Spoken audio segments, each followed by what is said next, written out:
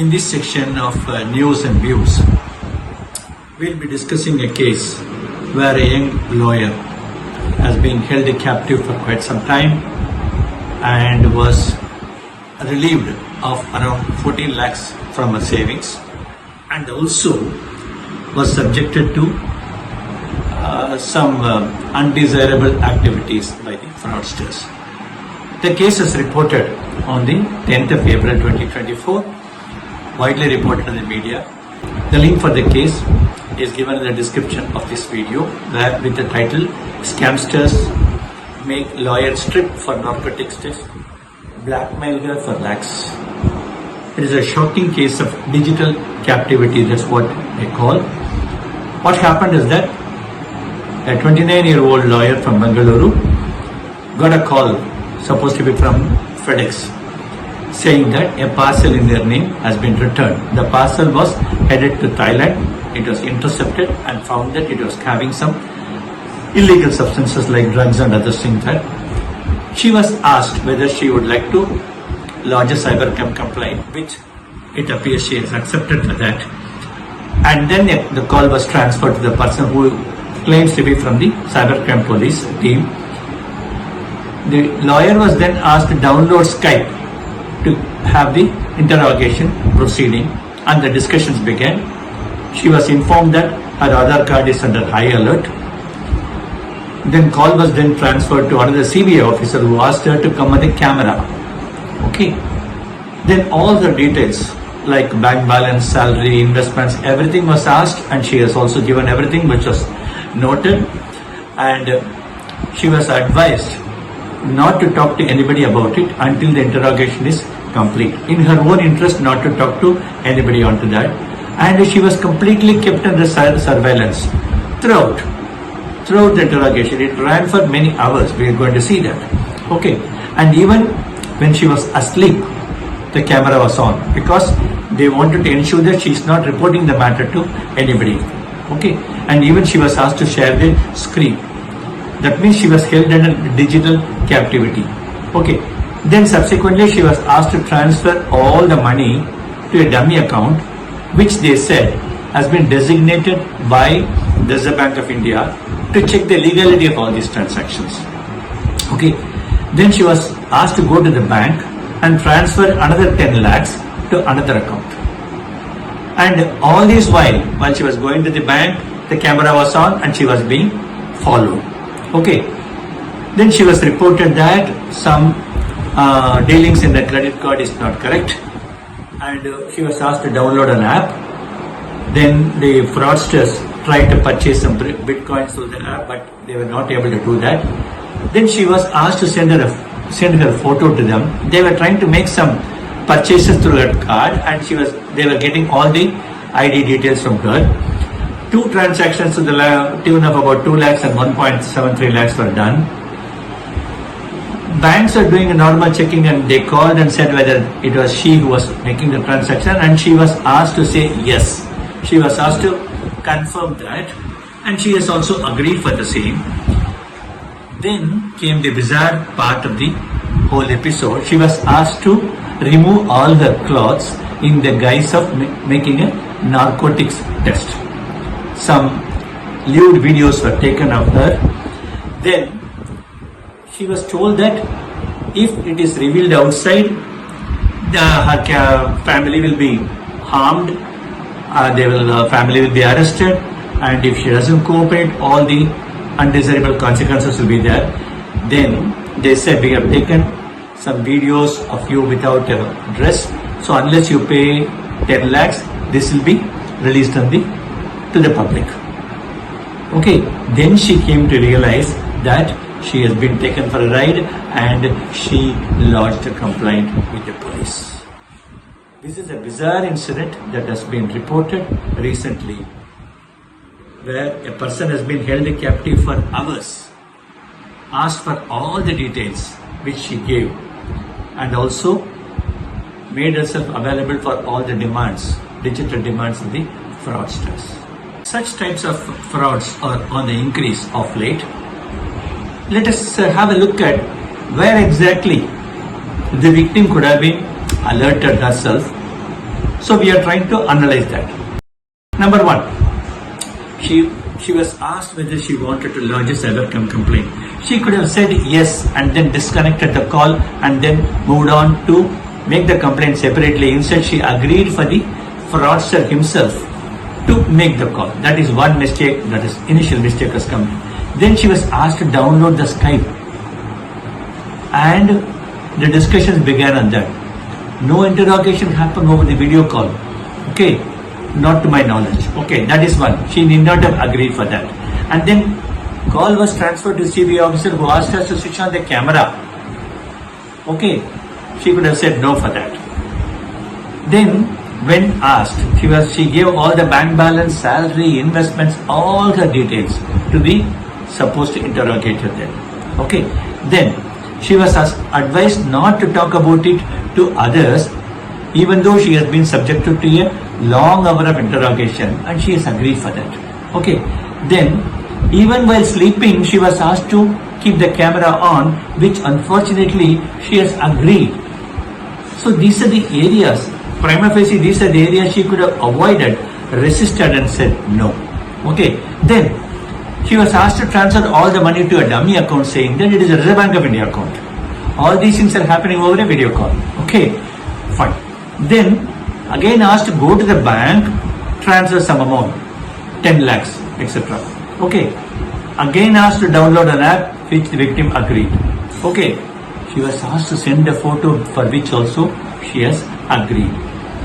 And when the banks are very prudent, when there is some huge amount is being transferred, they make a this one check, precautionary check, and they called and she was asked to confirm yes, she was doing it and she has agreed for that.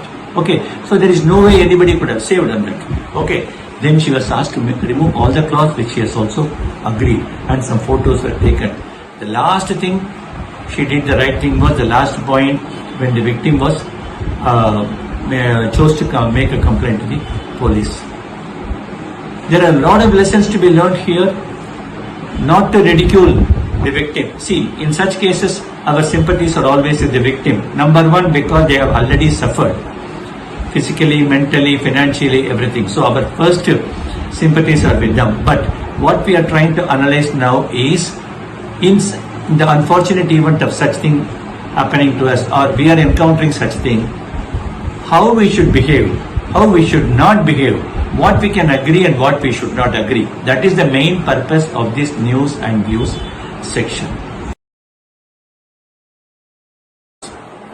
This is not a solitary incident. Such cyber captivity has already been reported in February and one in March also. You can see on the screen, and I am giving the link for those news items also in the description of this video. And this is at least to our knowledge, my knowledge, it is the third incident that's happening there.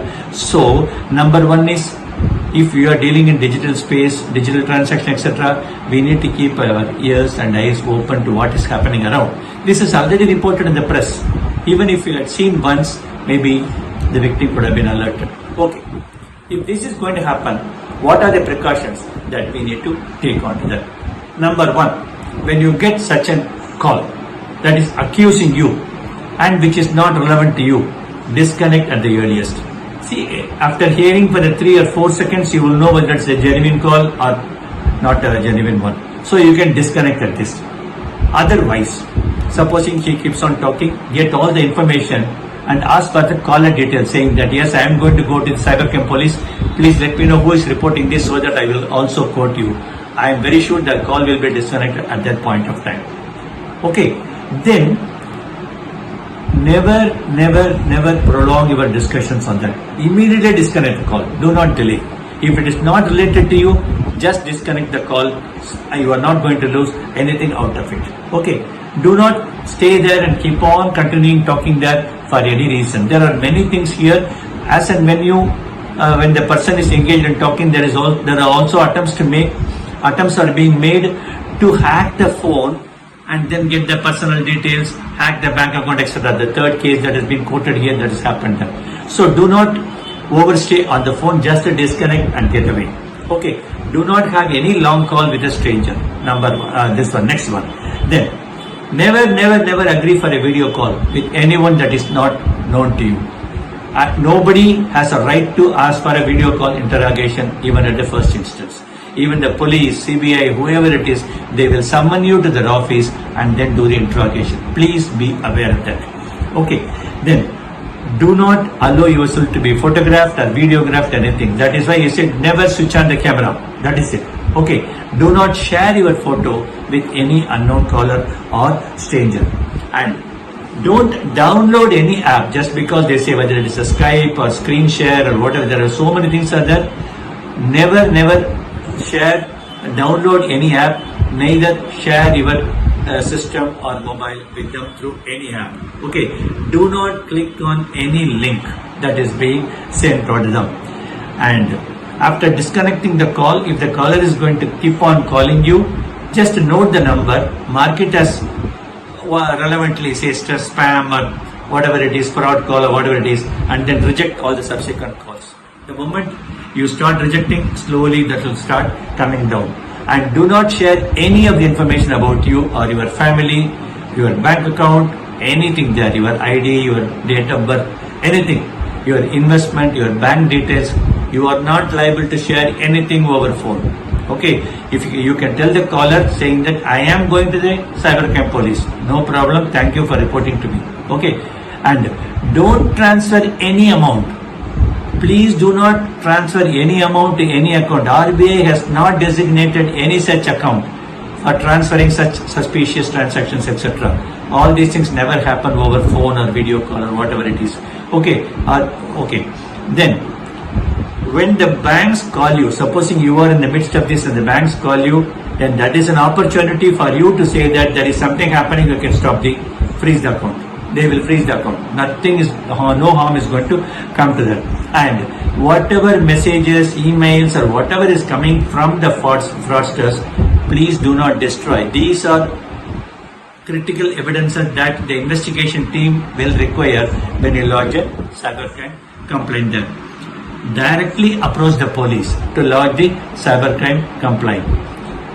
You need not stretch much. You can dial 1930 or you can log into www.cybercrime.gov.in.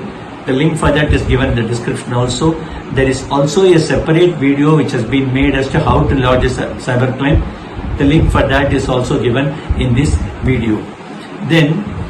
So you have to keep all these how to lodge a cybercrime complaint handy, because in that moment of tension, you will not know what to do, where to search for, etc. So keep it handy on your desktop or whatever it is, so that once you become an unfortunate victim of such crime, you can just keep yourself cool. Do not exhibit your tense mind to the caller. Just disconnect. If required, go to the cybercrime police and lodge a complaint. So these are termed in various categories. Somebody say digital captivity, digital arrest, etc. To that, the first such incident of the victim being asked to be photographed or videographed that just now surfaced, it may not stop with this now. So please be aware of that. Stay safe, cyber safe. If you are going to reject such a call, you are not going to lose anything. In case of any suspicion, call the cybercrime police and report to them saying that this is what has happened here. This is the number from which the call has come. I want you to take it forward. Once you are going to surrender to the police and give all the details, you can be 100% sure that you will be protected. Stay safe.